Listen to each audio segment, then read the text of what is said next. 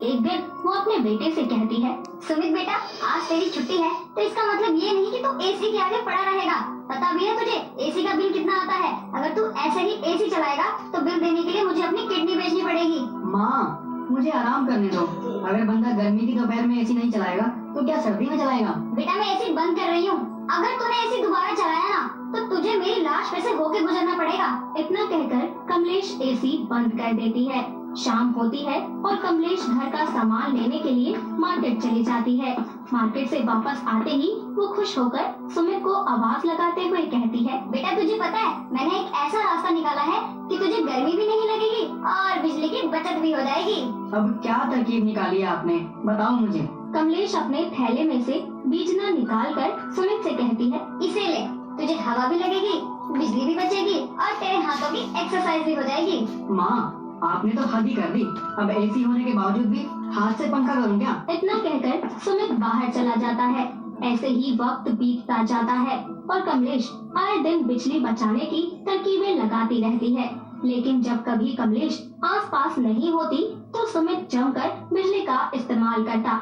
ऐसे ही एक दिन कमलेश दहाड़े मार मार कर रो रही होती है तो सुमित वहाँ आकर उससे बोलता है, क्या हो गया माँ, क्यों रो रही हो आप?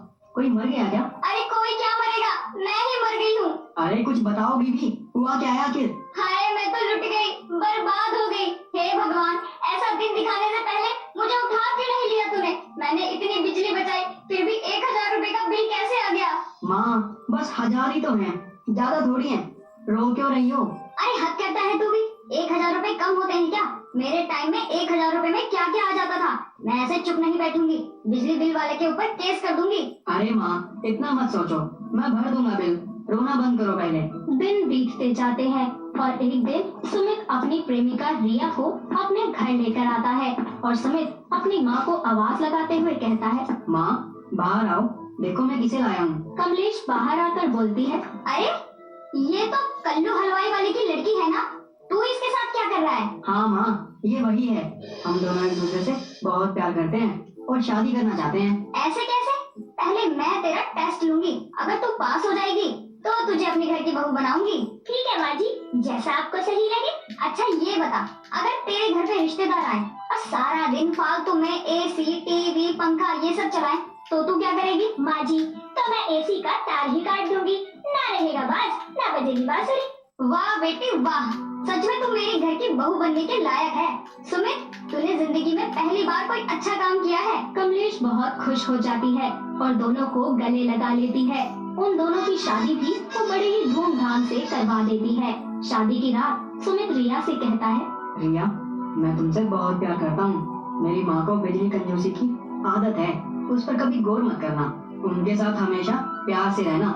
मेरी माँ के सिवा दुनिया में कोई नहीं है मेरा। मैं चाहता हूँ कि तुम उनका हमेशा ख्याल रखो अच्छे से।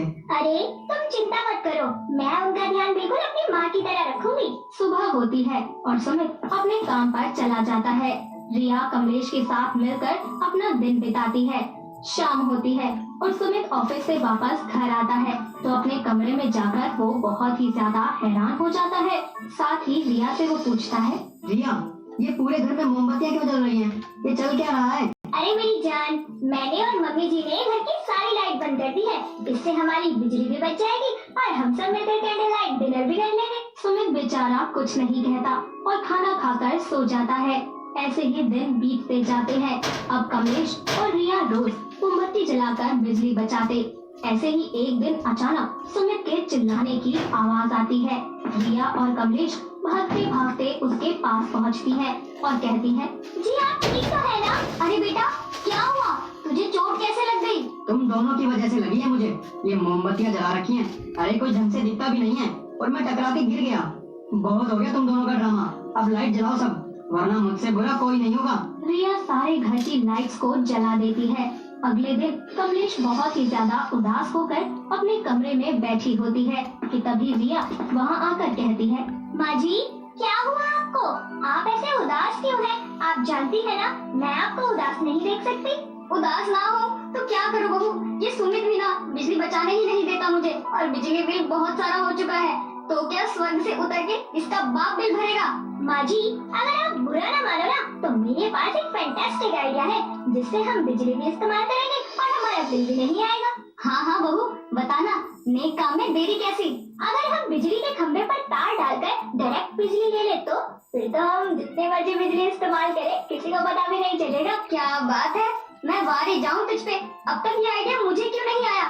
भगवान तेरी जैसी बहू सबको दे। ऐसे ही कमलेश और रिया रोज तार डालकर बिजली चुराती और सारा दिन सभी लाइट्स, टीवी और बाकी घर की चीजों को ऑन रखा करती। ऐसे ही एक दिन सुमित घर आता है और कहता है, ये क्या माँ, मैं गया था तो एसी चालू था और आया तो भी, और आपने बिना जरूरत के सब लाइट जला रखी हैं। आप ठीक तो है ना?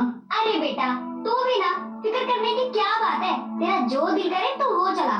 पर माँ, आपको पता भी है कि बिल कितना आएगा। बेटा तो छोड़ ना ये सब, मैं और बहू है ना, हम दोनों मिलकर कर लेंगे। अपनी माँ और बीवी की बातें सुनकर सुमित खुद से बोलता है, यार सुमित, कुछ तो गड़बड़ है।